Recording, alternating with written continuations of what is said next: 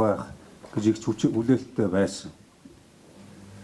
Нүдээ олсон 100 хууль байх гэж одоо гарч их байх гэж олон ч одоо жил ярилцсан. Харамсалтай нь энэ хууль бол тийм хууль болж чадсангүй. Иргэдийнхаа өдөр тутмын хоол хүнсний хэрэглээний 5.4 төгрөг хэд өнгийсэн явцуу ийм хуулийг улсын хурал баталсан байна. Дээрээс нь хэрэглээний соёл, ахуйн соёл, хөгжиж байгаа хотын төрөл бүрийн үйлчлэгээнд суралцах гэж ядаж байгаа, соёлжиж ядаж байгаа иргэдийнхаа хэрэглээг хязгаарласан, эрх чөлөөнд нь халдсан нөгөө дэлхийн хот гэдэг зорилтынхоо эсрэг хийж байгаа ийм алхам гэж би энийг харж байгаа. Тийм учраас энэ дээр бол би эрс энэ одоо хуулийг агуулгыг бол би эсэргүүцэж байгаа. Уг нь бол нэлээд өргөн цар хүрээтэй их тийм өргөн одоо утга агуулгатай жинхэнэ хотын одоо хөгжлийг тогтвортой хөгжлийн одоо үндсийг бий болгосон хамгаалсан ийм хууль болох болов гэж найдаж байсан. Тэр ийм хууль баталсан ийм хуулийн журмыг хэлцгээ сууж байгаа өнөөдөр энэ одоо асуудал бий бол сэтгэл тийм одоо тиймэрхүү байна. Тийм учраас би тодорхой хэдэн асуулт асууя гэж байгаа. Яагаад тэгэхээр энэ зорилго дээр байна л да. Нийслэлийн хүн амын механик өрсөлдгийг эдийн засгийн аргаар зохицуулахын тулд нэгдүгээрт нь, хоёрдугаарт нь хамгийн гол одоо энэ зорилтуудын нэг бол иргэдийн тансаг чамин хэрэглээг танах гэж байгаа байхгүй. Өнөөдөр бид нар тансаг чамин хэрэглээ үтгэл талхаа авч чадахгүй л одоо сууж байгааг ирвэл нийслэлээр дүүрэн байна шүү дээ. Тэгэхээр энэ зорилго хуулийн одоо уялдаа холбоо журмын чинь уялдаа юм хэрэг байгаа юм би. Арх дарсыг хязгаарлах гэдэг байж байна. Тэгээ ийм одоо зорилгочин уялдахгүй байгаа учраас би хэд хэдэн асуултыг тодорхой асууя гэж бодож байна.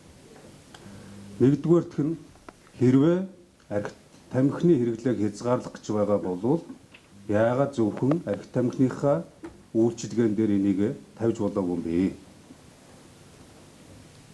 Нэг талаараа, нөгөө талаараа арх тамхинд чинь оруулж ирж байгаа худалдаалж байгаа иргэд аж ахуйн нэгжүүл онцгой албан татвар гэж төлж байгаа. Дээрээс нь тусгай зөвшөөрлийн төлбөр гэж төлж байгаа. Өлөг болсон арх тамхины хэрэглээгээр ингэж одоо иргэдийнхаа ахуйн соёлыг одоо ахуйн соёл хэрэглээний соёлыг ингэж хязгаарлах шаардлага байгаа юм уу? Байсан юм уу? За хоёрдугаарт нь тансаг хэрэглээ гэж яг юу хэлээд байгаа юм бэ? Тавг шууд ресторанд орж одоо гуанзанд авч идэх, зүсэм талах авч идэхийг тансаг хэрэглээ гэж бид нар хэлж болох уу? Эн чинь иргэдэгэ хэтэрхий тавлсан, басамжилсан ийм асуудал биш үү? Энийг нэг тодорхой хэлээд өгөөч. Яг тансаг чамин хэрэглээ гэж юу хэлээд байгаа? Би ойлгохдоо тансаг чамин хэрэглээг бол одоо алт мөнгөн зүйлт гэдэг юм уу? Алмаз чулуун шилтгээтэй эсвэл одоо их өндөр зэрэглэлийн одоо байр орон сууц автомашин хэрэглээ гэж ойлгодгийг. Гэтэл эн чинь ресторанд орж үйлчлүүлснийхээ төлөө тансаг хэрэглээ хэрэгжилж байна. Чи болохгүй гэж байгаа нь одоо бид юу руу яваад байгаа хэрэг вэ? Энийг тайлбарж хэлж өгөөч. Гуравдугаарт нь касси машин хэрэглэнэ гэж. Одоо энэ касси машиныг энэ иргэн аж ахуйн нэгжүүдэд бүгдийг нь одоо та нар авч хэрэглээгээд ард нь бас ийм шахааны бизнес яваад байгаа юм биш.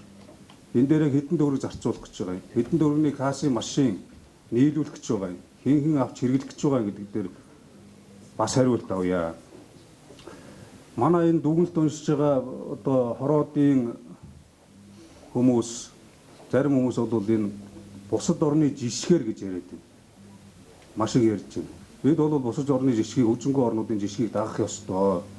Сайныг хуулах ёстой, саарыг бас хаях ёстой. Тэр яриад байгаа улс орнууд чинь ялангуяа олон одоо хөгжсөн хотууд бол энэ хотын татвар гэдэг зүйлийг чинь шал өөр утгаар хэрэгэлдэг. Өөрөөр хэлэх юм бол нийслэлийн оршин суугчдаас биш, иргэдээс биш, энд оршин сууж байгаа иргэд нийслэлийн нутаг дэвсгэр дээр иргэдийн дунд ирж ачаалал үүсгэж байгаа. Тэдний одоо оршин сууж байгаа газар төгжрээ бөглөрөө үүсгэж байгаа. Ийм гадаад дотоодын жуулчид, зочин гийчдээс хотын татвар гэж хурааж авдаг.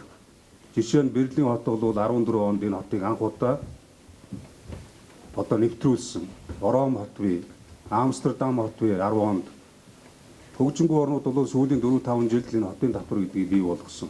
Гэхдээ зөвхөн гадны дотоодын зочид буудалд бууж байгаа зочдын одоо төлбөр дээр, өрөөний төлбөр дээр 5 юм уу 3% нэмж авдаг ийм л жишгтэй. Гэтэл бид нар яагаад одоо энэ үнэхээр гадны одоо энэ дүрм журмыг хуулах гэдэг юм бол хуулбарлах гэдэг юм бол зөв талаас нь энийг авч болно. 600 гаруй мянган жуулчин Монгол улсад ирсэн.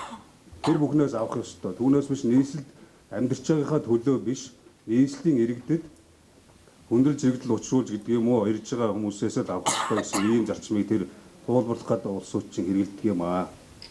За эцэст нь энэ хэрвээ миний хүлээлт бол өөр байсан. Хэрвээ нийслэлийн үнэхээр одоо татвартай болгоё гэж бол нийслэлийн орчинд тоосхны үйлдвэрийг явуулж байгаа. Барилгын материалын одоо үйлдвэрлэлийг явуулж байгаа. Байгаль орчныг бохирдуулж байгаа. Тэр арь ширний үйлдвэрүүд эсвэл одоо тэр агаарыг бохирдуулж байгаа. Энэ нийслэлийн нутаг дэвсгэр дээр иргэдэд эрүүл мэндэд зохисгүй үйл ажиллагаа явуулж байгаа. Тийм үйл ажиллагаанаас авах замаар Улаанбаатарын энэ одоо асуудлыг шийдэхээр зорж байгаа болов гэсэн ийм хүлээлттэй байтал шаал эсрэгээр одоо ийм явцсан үзлээр энэ асуудалд хандж байгаа нь бол үнэхээр зохимжгүй байна гэж. За дөрөвдүгээрт нь дахиад нэг хоёр асуулт байна. Энэ журам дотор хавсарт орж ирж байгаа бүртгэлд хүсэлт гаргах гэж байгаа байхгүй. Хэрвээ хүсэхгүй бол одоо энэ татварыг төлөхгүй нэ гэж ойлгож болох уу? Энийг чинь би хуульчлаад, журамлаад үйл ажиллагаа явуулж байгаа бол төлөх ёстой гэсэн ийм ойлголттой байна. Гэтэл энэ бүртгэлийн хуудсан дээр чинь татвар суудагч төлөгчөөр бүртгүүлэх хүсэлтэй гэж тавьсан байгаа байхгүй. Нэмэлтгч явуулаа шүү. Товчхон. Тэгээ энийг тодруулж өгөөч. За хамгийн сүүлд нь би нийслэлийн иргэдийн хурлаас гарч байгаа дүрм журамтай холбоотой нэг тийм асуулт тавья гэж бодож байна. Ерөн зүгээр олон мянган 100 иргэдийн эрх ашгийг хүндсэн, хохироосон за иргэдийн хурлаар зайлшгүй хилцэх ёстой. Тэр тусмаа иргэдийн хурлын тогтоолт зарим шийдвэрүүд бол ерөөсөө хилцэгдэхгүй байна. Зарим албан тушаалтнууд, асуудал хариуцсан албан тушаалтнууд үзэл өнгө одоо үзмжээр асуудалд хандж байна. Жишээ нь би хэлээ. Би энийг түрүүчийн хурлаар хоошлуулъя гэсэн, энийг хасъя гэсэн шалтгаан бол иргэдийн хурлын үйл ажиллагаа зохиц журмын дагуу явах ёстой, дистралтаа явах ёстой. Хилцэх ёстой асуудлууд хилцэгдэхгүй байна гэдэг.